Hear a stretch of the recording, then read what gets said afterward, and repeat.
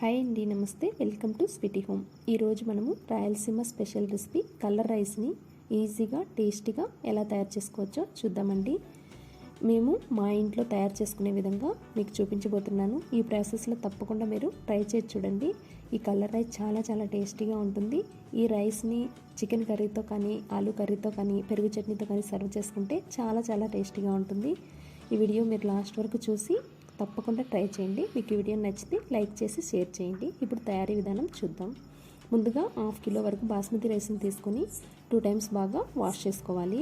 మీరు బాస్మతి రైస్ ప్లేస్లో normal రైస్నైనా use చేసుకోవచ్చు.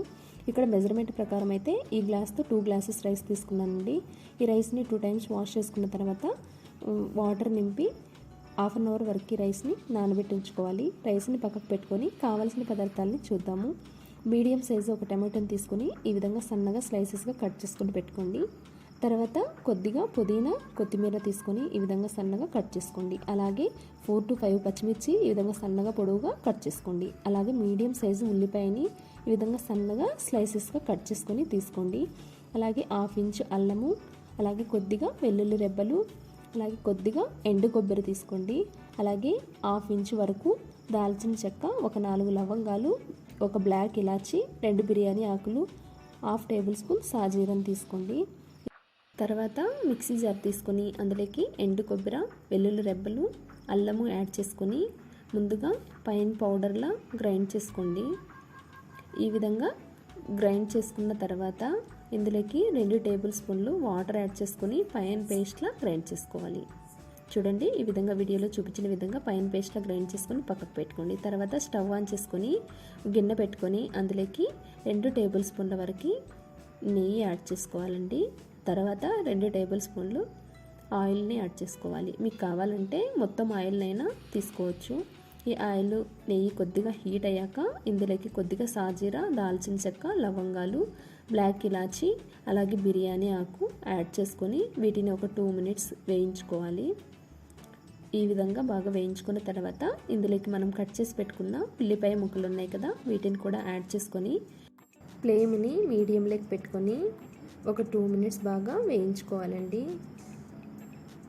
చూడండి, ఈ విధంగా వేయించుకున్న తర్వాత ఇందులోకి కట్ చేసి పెట్టుకున్న ఈ పచ్చిమిర్చి ముక్కలు ఉన్నాయి కదా, వీటిని కూడా యాడ్ చేసుకొని ఒకసారి అంతా బాగా కలుపుకోండి.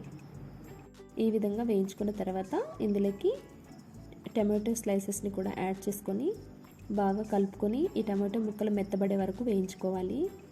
ఇప్పుడు కొద్దిగా సాల్ట్ని యాడ్ చేసుకొని టమాటో ముక్కల్ని వేయించుకుందామండి. తొందరగా వేగిపోతాయి. ఈ విధంగా ఒక 2 మినిట్స్ వేయించుకుంటే ఈ విధంగా బాగా మెత్తబడిపోతాయి టమాటో ముక్కలు.